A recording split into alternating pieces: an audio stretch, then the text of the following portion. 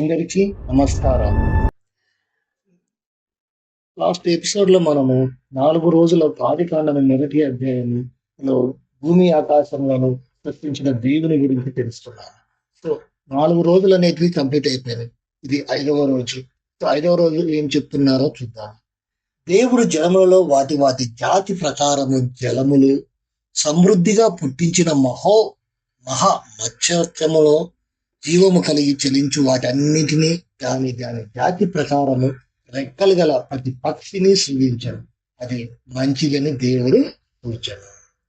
దేవుడు మీరు ఫలించి అభివృద్ధి పొంది సముద్ర జలములలో నుండి ఇండుటనియు పక్షులు భూమి మీద విస్తరించును గాకనియు వాటిని ఆశీర్వదించను. మత్స్యములను సముద్రములో జలములో నుంచి మీరు అభివృద్ధి చెందాలి, అలాగే పక్షులేమో భూమి మీద అభివృద్ధి చెందాలి. ఇక్కడ మనం గమనిస్తే గనక జలము లేకుండా చేపలు వచ్చి ఏం చేస్తాయి? నువ్వు ఇంటికి ఫౌండేషన్ వేయకుండా స్లాబ్ వేస్తే కనుక ఎటువంటి ఉపయోగం ఏమైనా ఉందా? నువ్వు స్లాబ్ నేను గట్టిగా వేశాను, వేయాల్సిన సిమెంట్ రాడ్ల కంటే ఎక్కువ పెట్టి వేశాను, ఇక్కడ ఎక్కువగా నాకు ఇంకా నేను గట్టి ఘనంగా ఉండేలాగానే చేశాను అని చెప్తుంది. కానీ ఉపయోగం ఏంటి అందులో? ఇక ఫౌండేషన్ లేదు. సో ఫౌండేషన్ లేకుండా ఎటువంటిది కూడా చేయలేవు కదా. సో ఇంట్లో ఫర్నిచర్ లేకుండా నువ్వు వెళ్ళేసి నేను సంసారం చేస్తానంటే కుదరదు కదా. ఫస్ట్ ఏం కావాలి? నువ్వు పెళ్లి చేసుకున్నావంటే నీ భార్యతో పాటు నీ భార్య కంటే ముందుగా నీ ఇంట్లో ఏముండాలి? ఒక ఇల్లు కొత్త సంసారాన్ని స్టార్ట్ చేస్తుంది.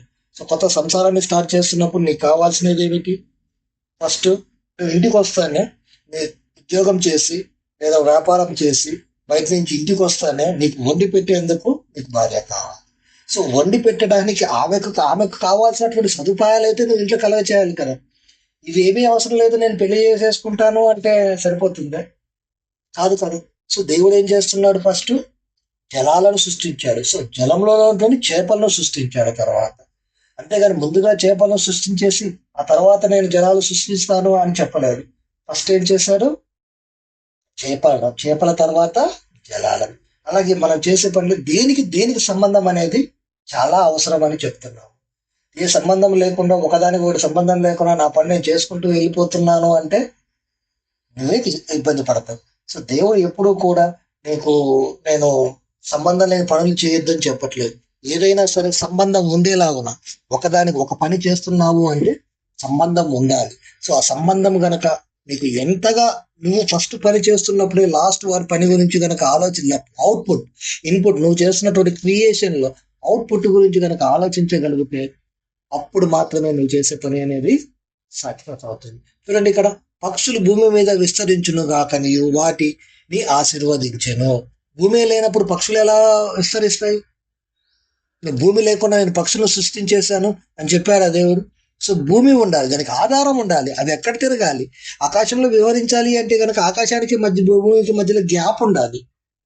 అవి నిలబడాలి అంటే దానికి ఒక ల్యాండింగ్ అవసరం. చెట్ట భూమి ఒక పరిస్థితి అవసరం. చూడండి, దీనికంటే ముందుగానే ఏం చేశాడు దేవుడు? గడ్డి మొక్కలని, పూల మొక్కలని అన్నిటిని కూడా సృష్టించాడు. దేనికి? వీరికి ఆహారం కావాలి కదా. సో డైరెక్ట్ గా వచ్చేసి ఏం చేస్తుంది? ఏమీ చేయలేవు. కాబట్టి వీరికి ఏం కావాలి? ముందుగా ఆహారం కావాలి. మీరు ఒక కొత్త పెళ్లి కొడుకుని చూసింటారు. భార్య వస్తుందన్న ఆనందంలో అతను ఆ భార్య కష్టం కలగకూడదని చెప్పేసి ఇంట్లో అన్ని సదుపాయాలు కలగజేస్తుంటాడు కదా. అయ్యో కొత్త పిల్లం వస్తుందని చెప్పేసి చేసేస్తున్నాడు అంటారు కదా. కానీ చెయ్యాలి, బాధ్యత. ఏమీ లేకుండా అమ్మాయి వచ్చి ఏం చేస్తుంది అక్కడ? సంసారానికి చూసే కావాల్సినటువంటి సదుపాయాలు ఏమి కలిగించకుండా నాకు భార్య వస్తే చాలంటే సరిపోతుంది.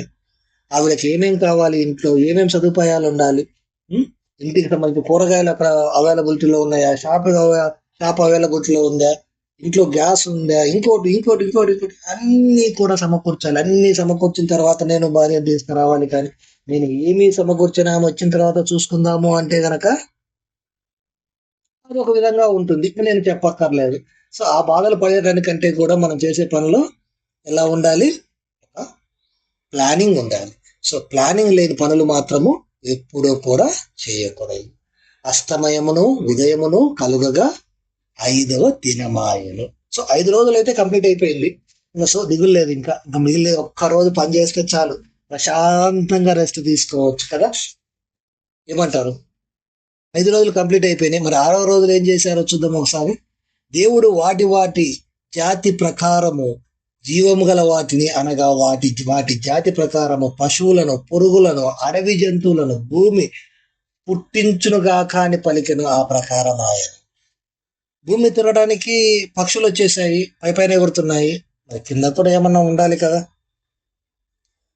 ఆల్రెడీ మేము భూమి వేసాను, ఒక ల్యాండింగ్ ఉంది, భూమి మీద గడ్డి ఉంది, చెట్లు ఉన్నాయి. ఇవన్నీ ఉన్నప్పుడు వాటిని ఆస్వాదించడానికి ఏదో ఒకటి కావాలి కదా. సో ఏం చేశాడు దేవుడు? పశువులను, పురుగులను, అడవి జంతువులను భూమే పుట్టించునుగా కానీ పలికెను, ప్రకారం ఆయన. దేవుడు ఆయా జాతుల ప్రకారము అడవి జంతువులను, ఆయా జాతుల ప్రకారం పశువులను, ఆయా జాతుల ప్రకారం నేలను, ప్రతి పురుగును చేశారు. అది మంచిదని దేవుడు చేశాడు. సో ఒక్కొక్క జాతిని సపరేట్ చేసేసాడు. అన్ని జాతులను కలిపేసి ఒకే విధంగా అందరూ ఇక్కడే ఉండండి ఒకటే చేసేసాను. మీరు చిన్నప్పుడు ఊర్లలో గమనించేసి ఉంటారు. ఎలా అంటే మీకు కోళ్ళు పెంచి ఎక్కడైనా చూసారా? కోళ్ళు పెంచడము, నాటుకోళ్ళు. సో నాటుకోళ్ళు మాంసం తింటే మహా రుచిగా ఉంటుంది అనుకోవడం అనేది వేరే విషయము. సో ఇక్కడ కావాల్సినది ఏంటంటే కోళ్ళని పెంచడం ఎలా, నాటుకోళ్ళని ఇంట్లోనే పెంచడం ఎలా.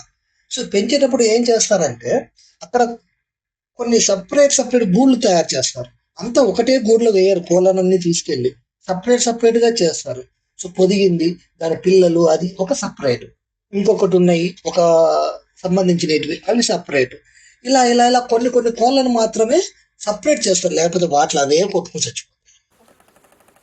ఈ జాతి ప్రకారంగా ఆ జాతిలో ఉండాలి, ఇప్పుడు మాత్రమే వాటికి ఐక్యత ఉంటుంది. అంతేగాని నేను ఈ జాతి కాదు ఇంకొక జాతిలోకి వెళ్ళి కలుస్తాను అంటే గనక ఆహారం అయిపోతావు. మిగతా జాతికి నువ్వేమైపోతావు? ఆహారం అవుతావు. అలా కాకూడదు. అందుకే ఇక్కడ ఏం చేస్తున్నాడు దేవుడు? జాతుల ప్రకారముగా వాటి జీవరాశులను సపరేట్ చేశాడు. చూడండి, ఇప్పుడు ఏదైనా సరే, ఇప్పుడు ఒక చీమ ఉంది, చీమను చూసాం కదా మనము. ఒక చీమ వెళ్తుంటే దాని వెనక ఎన్ని చీమలు వెళ్తూ ఉంటాయి. వాడి జాతి ప్రకారంగా వెళ్ళిపోతుంటాయి, ఇంకో కొత్త జాతి రకం వచ్చేసి అందులో ఉండలేదు. సో వాటి జాతుల ప్రకారంగా. సో నువ్వు ఏదైనా ఒక పని చేసినప్పుడు ఏం చేయాలి, దేనికి ఏది సపరేట్ చేసి పెట్టుకోవాలి. అన్నీ కలిపేసి పెట్టుకున్నావు తర్వాత నీకు ఎక్కడ ఏమి ఉన్నాయో తెలియదు. నేను వాటి జీవరాశుల సంగతి, ప్రాణము పోవడం అనేదానికి అర్థం ఏమిటంటే ఇక్కడ నువ్వు చేసిన వర్క్ మొత్తాన్ని కూడా కంబైన్ చేసి పెట్టుకున్నావు. సో ఈ కంబైన్డ్ చేసి పెట్టుకున్నప్పుడు నీకేమవుతుంది? నీ వర్క్ అనేది కన్ఫ్యూజన్లో వెళ్ళిపోతుంది. నీకు కావాల్సినప్పుడు దేన్ని ఎక్కడి నుంచి తీసుకోవాలి, ఏది ఎక్కడ ఉంది అనేది నీకు తెలియదు. ఇప్పుడు మనం ఒక ఇల్లు చేంజ్ అవుతున్నాము, కొత్త ఇంటికి వచ్చాము, తొందరలో అన్ని మూట కట్టేసాము అనుకోండి. ఆ మూట ఏమవుతుంది? ఇక్కడికి వచ్చిన తర్వాత ఏ వస్తువు ఎందులో ఉందో తెలియదు. అలాగే మనం చేసే పని కూడా అంతే. సో ఆ పని చేసేటప్పుడు ఆ పనికి సంబంధించినటువంటి మనం తర్వాత తీసుకోవాలి, దాన్ని ఒక క్రమబద్ధీకరణ చేయాలి, అవుట్పుట్ కావాలి అనుకున్నప్పుడు ఏది ఎందులో ఉందో తెలియకుండానే ఉండిపోతాడు. సో మనకేం కావాలి? ఫస్ట్ ఏది ఎందులో ఉందో తెలియాలి. అంటే ఏం చేయాలి? దాన్ని ఒక ఆర్డర్లో పెట్టుకోవాలి. సో ఆర్డర్లో పెట్టుకోగలిగితే గనక మీకు వర్క్ అనేది చాలా ఈజీగా అవుట్పుట్ తీసుకోవడానికి వీలుంటుంది. ఏది ఎక్కడుందో గుర్తుంటుంది, దేన్ని ఎక్కడ కలపాలో గుర్తుంటుంది, దేన్ని ఎక్కడి నుంచి తీసివేయాలో గుర్తుంది, దేని లెంత్ ఎక్కువైందే, దాని లెంత్ తక్కువైందే, సో దాని యొక్క పరిస్థితి ఏమిటి అనేది నీకు ఒక ఐడియా ఉంటుంది. సో అలా గనక నువ్వు సపరేట్ చేసుకోగలిగితే గనక నీ యొక్క పని ఎంతగా ఆశీర్వదించబడుతుంది అంటే నిన్ను ఇదేమిటి ఇలా ఉంది అని అడిగే వాళ్ళు ఎవ్వరూ ఉండరు. సో అంతగా నువ్వు దాన్ని చేసుకోవచ్చు. సో ఆ ప్రకారమే ఏం చేశాడు దేవుడు? వాటి జాతుల ప్రకారంగా విడదీశాడు.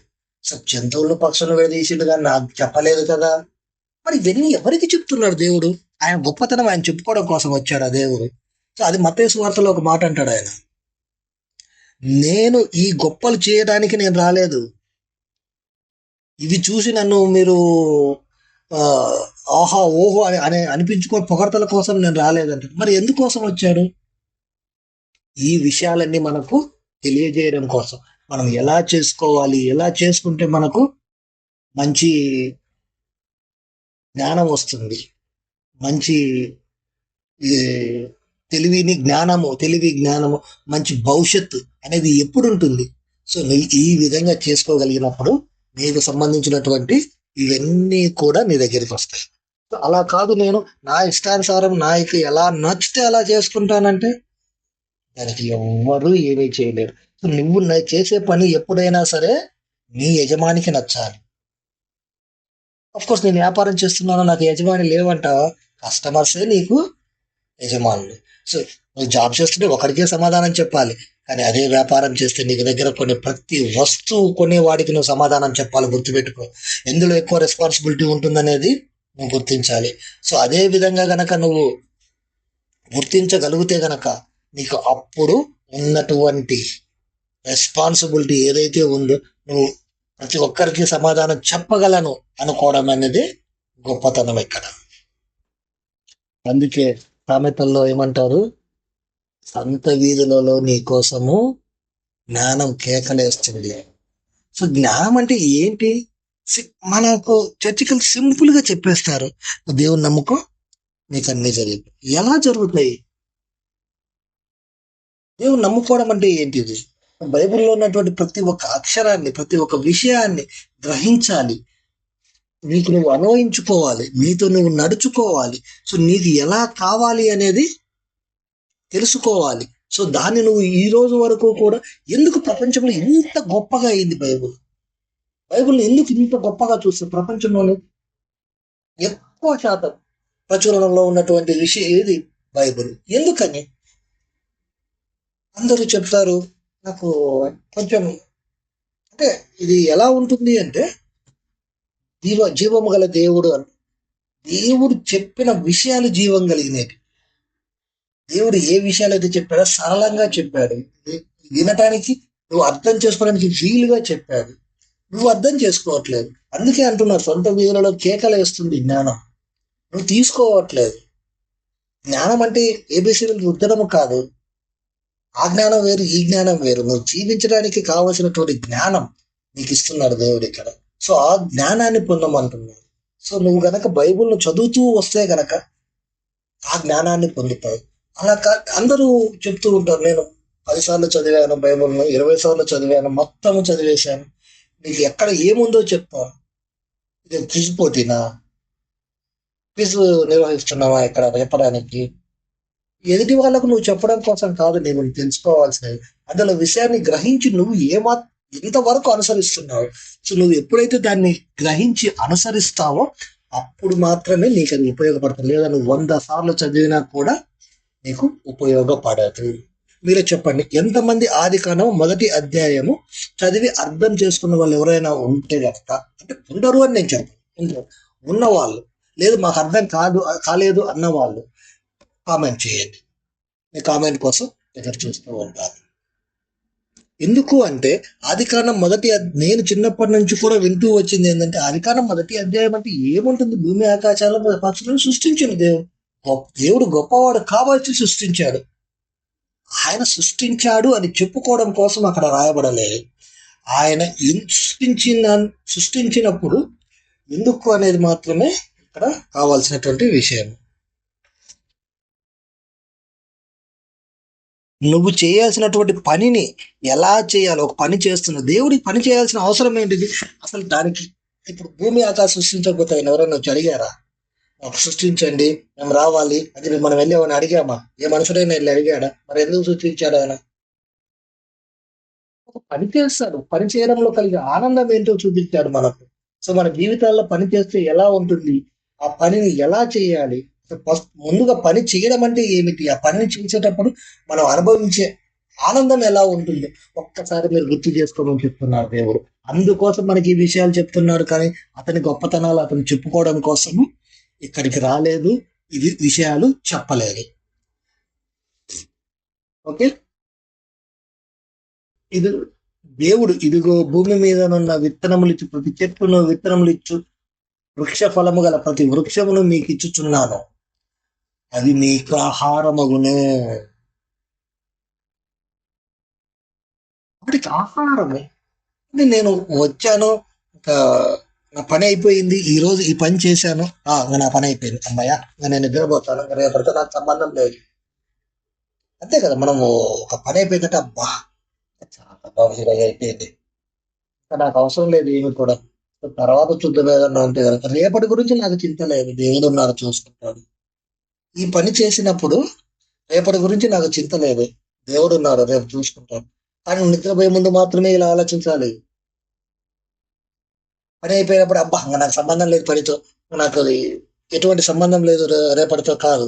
నువ్వు నిద్రపోయే ముందు మాత్రమే నీకు సంబంధం లేదని ఆలోచించుకొని నువ్వు నిద్రపోవాలి.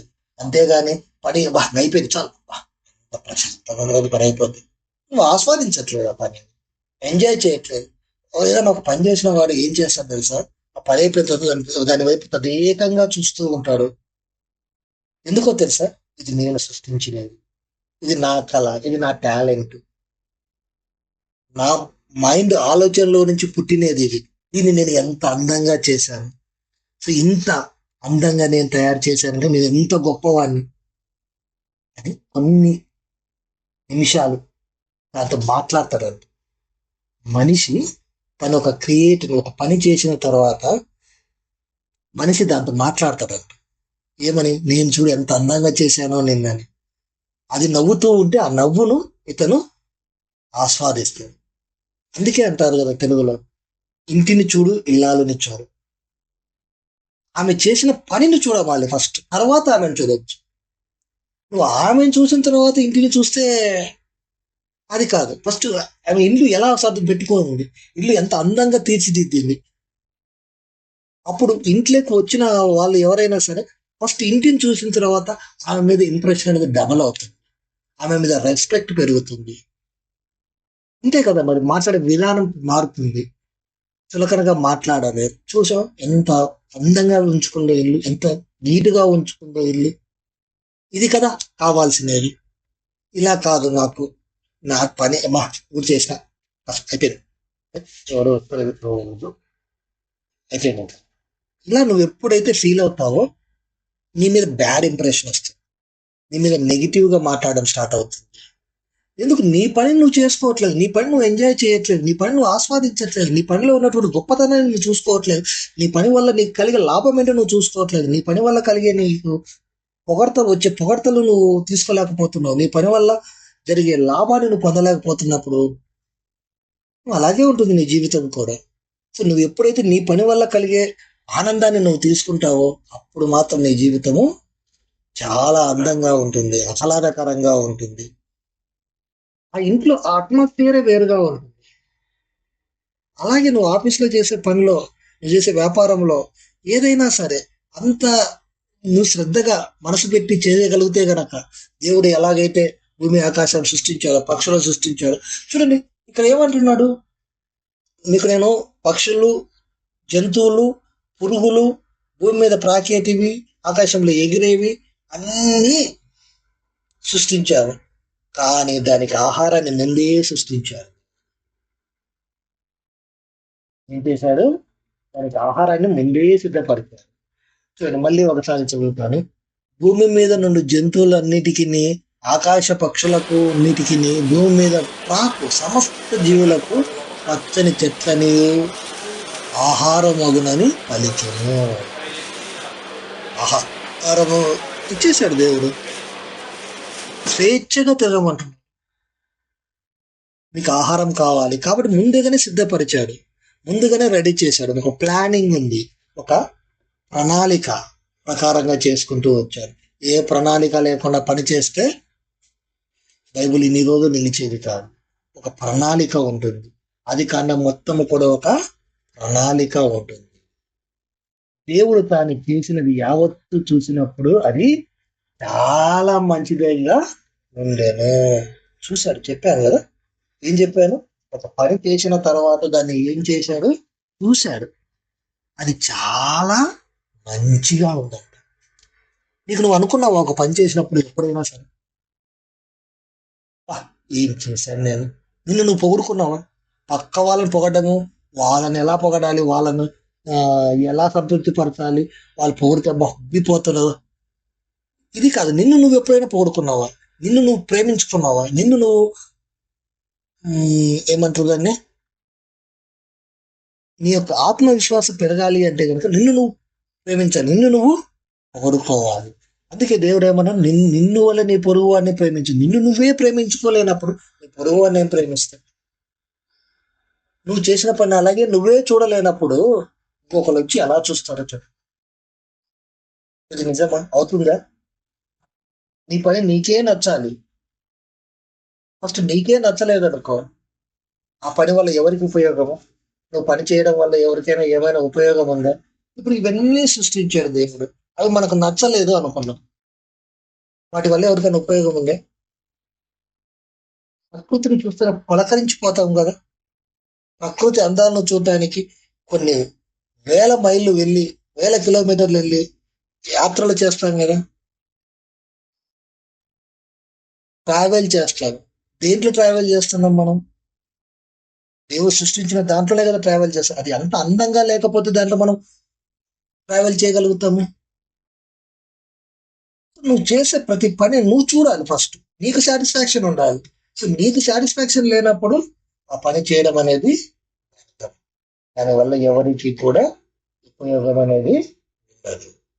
సో అస్తమయమును ఉదయమును కలుగగా 6వ దినమాయెను. సో 6 days కంప్లీట్ అయిపోయినాయి. సో 6 days లో నువ్వేం నేర్చుకున్నావు, 6 days లో నీకు కావాల్సిన విషయాలు ఏమిటి అనేది మొత్తము కూడా ఇక్కడ కంప్లీట్ గా చెప్పాడు దేవుడు. మళ్ళీ నెక్స్ట్ ఎపిసోడ్ లో ఆది కాండము 2వ అధ్యాయం గురించి తెలుసుకుందాం. ఎందుకంటే చాలా ఇంపార్టెంట్.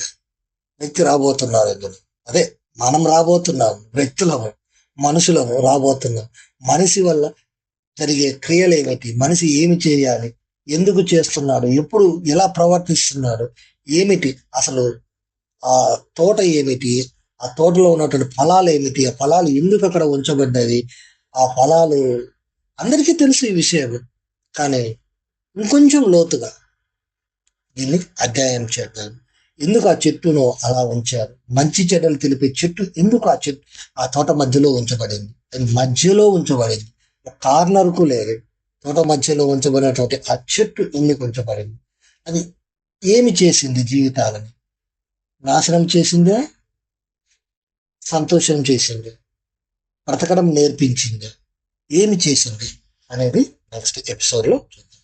అంతవరకు అందరికీ నమస్కారం.